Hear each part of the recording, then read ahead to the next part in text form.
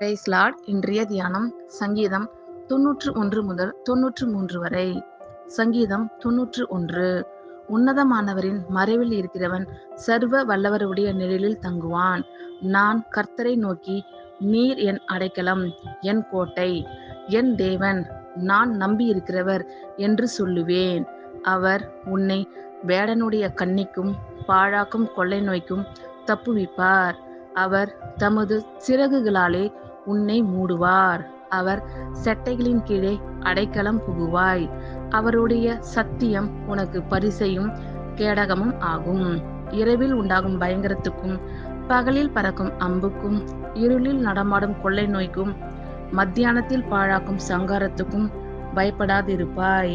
உன் பக்கத்தில் 1000 பேரும் உன் வலது புறத்தில் 10,000 பேரும் விழுந்தாலும் அது உன்னை அணுகாது. உன் கண்களால் மாத்திரம் நீ அதை பார்த்து துன்மார்க்கருக்கு வரும் பலனை காண்பாய். எனக்கு அடைக்கலமாய் இருக்கிற உன்னதமான கர்த்தரை உனக்கு தாபரமாக கொண்டாய். ஆகையால் பொல்லாப்பு உனக்கு நேரிடாது, வாதை உன் கூடாரத்தை அணுகாது. உன் வழிகளில் எல்லாம் உன்னை காக்கும்படி உனக்காக தம்முடைய தூதர்களுக்கு கட்டளையிடுவார். உன் பாதம் கல்லில் இடராதபடிக்கு அவர்கள் உன்னை தங்கள் கைகளில் ஏந்தி கொண்டு போவார்கள். சிங்கத்தின் மேலும் விரியன் பாம்பின் மேலும் நீ நடந்து பாலசிங்கத்தையும் வலு சர்ப்பத்தையும் மிதித்து போடுவாய். அவன் என்னிடத்தில் வாஞ்சியாய் இருக்கிறபடியால் அவனை விடுவிப்பேன். என் நாமத்தை அவன் அறிந்திருக்கிறபடியால் அவனை உயர்ந்த அடைக்கலத்திலே வைப்பேன். அவன் என்னை நோக்கி கூப்பிடுவான், நான் அவனுக்கு மறு உத்தரவு அருளி செய்வேன்.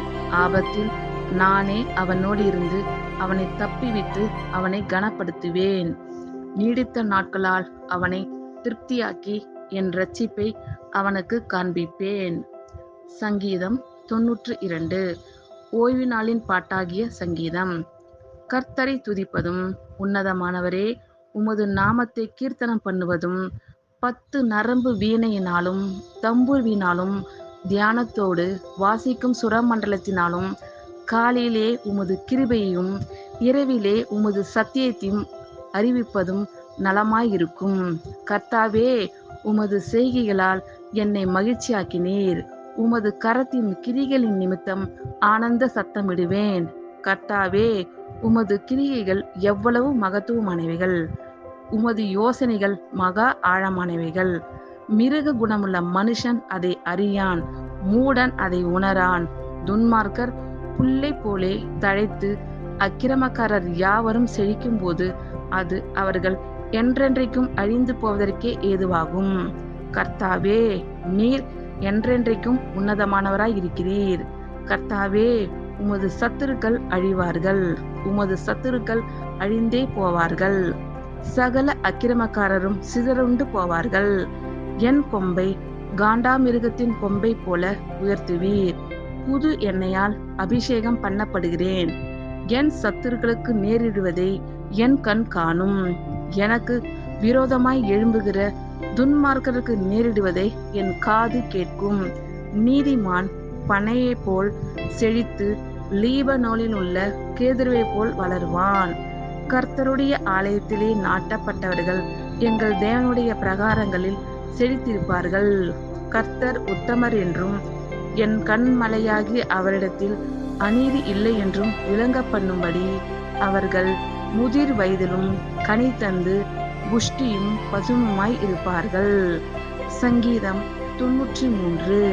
கர்த்தர் ராஜரீகம் பண்ணுகிறார், மகத்துவத்தை அணிந்து கொண்டிருக்கிறார். கர்த்தர் பராக்கிரமத்தை அணிந்து அவர் அதை கச்சையாக கட்டி கொண்டிருக்கிறார். ஆதலால் பூச்சக்கரம் அசையாதபடி நிலை பெற்றிருக்கிறது. உமது சிங்காசனம் பூர்வம் முதல் உறுதியானது. நீர் அனாதையாய் இருக்கிறீர். கர்த்தாவே, நதிகள் எழும்பின, நதிகள் இரைச்சலிட்டு எழும்பின, நதிகள் அலைதிரண்டு எழும்பின. திரளான தண்ணீர்களின் இரைச்சலை பார்க்கிலும் சமுத்திரத்தின் வலிமையான அலைகளை பார்க்கிலும் கர்த்தர் உன்னதத்திலே வல்லமை உள்ளவர். உமது சாட்சிகள் மிகவும் உண்மை உள்ளவர்கள்.